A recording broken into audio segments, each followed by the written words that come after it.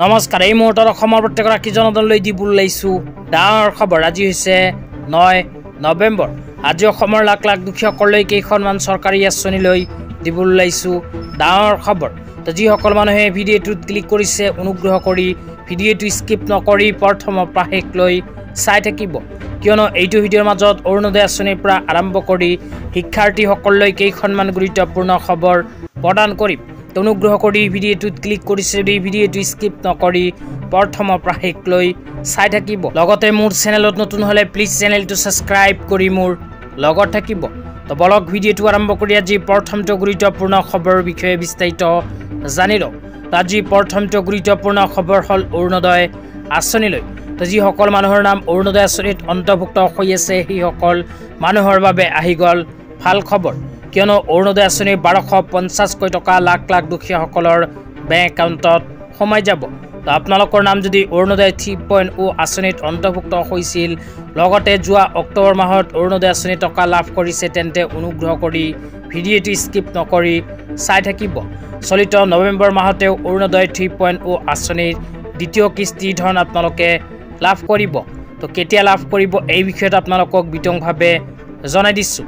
তো আপোনালোকে মোবাইল স্ক্ৰীনত চাব পাৰিছে, অসম চৰকাৰে যেতিয়াৰ পৰা অৰুণোদয় আঁচনি আৰম্ভ কৰিছিল তেতিয়াৰ পৰাই অৰুণোদয় আঁচনিৰ বাবে প্ৰতি মাহৰ 10 তাৰিখটো অৰুণোদয়ৰ দিন হিচাপে ঘোষণা কৰিছিল। তো আজি হ'ল 9 নৱেম্বৰ, অহাকালি হ'ল 10 নৱেম্বৰ।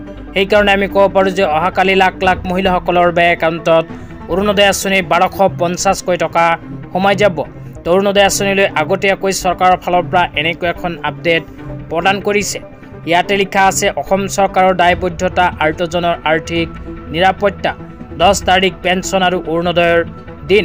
তো প্ৰতি মাহৰ 10 তাৰিখতে অসম চৰকাৰে অৰুণোদয় আঁচনিৰ লগতে আৰু কেইখনমান পেঞ্চন আঁচনি টকা প্ৰদান কৰে। তো অহাকালি এই কেইখন আঁচনি টকা লাখ লাখ দুখীয়াসকলৰ বেংক একাউণ্টত সোমাই যাব পাৰে। তো আঁচনি কেইখন হ'ল অৰুণোদয়, শহীদ কুশল কোঁৱৰ বৃদ্ধ পেঞ্চন আঁচনি, ইন্দিৰা সৰ্বজনীন বিধৱা পেঞ্চন আঁচনি, ৰাষ্ট্ৰীয় দিব্যাংগ পেঞ্চন আঁচনি, ৰাষ্ট্ৰীয় বিধৱা পেঞ্চন আঁচনি আৰু বৃদ্ধ পেঞ্চন আঁচনি। এইকেইখন আঁচনিৰ উপৰিও দীনদয়াল দিব্যাংগজন সাহায্য আঁচনি। তো এইবোৰ আঁচনি যদি আপোনালোকৰ নাম অন্তৰ্ভুক্ত হৈ আছে, তেন্তে অহাকালি এইকেইখন আঁচনি টকা আপোনালোকে লাভ কৰিব পাৰে। তেতিয়া আপোনালোকক দিবলৈ লাগিছে আজি দ্বিতীয়টো খুবেই গুৰুত্বপূৰ্ণ খবৰ। আজি দ্বিতীয়টো গুৰুত্বপূৰ্ণ খবৰ হ'ল ৰেচন কাৰ্ড লৈ। ৰেচন কাৰ্ড লৈ ইয়াতে কি কোৱা হৈছে পঢ়ি শুনাই দিছে। ইয়াতে লিখা আছে, মাননীয় মুখ্যমন্ত্ৰী ডক্টৰ হিমন্ত বিশ্ব শৰ্মাই 10 নৱেম্বৰত PDSৰ জৰিয়তে দালি, চেনি আৰু নিমখ বিতৰণ আৰম্ভ কৰাৰ প্ৰস্তুতিৰ পৰ্যালোচনা কৰিবলৈ সকলো জিলা আয়ুক্তৰ সৈতে ভিডিঅ' কনফাৰেন্স যোগে আলোচনা কৰে।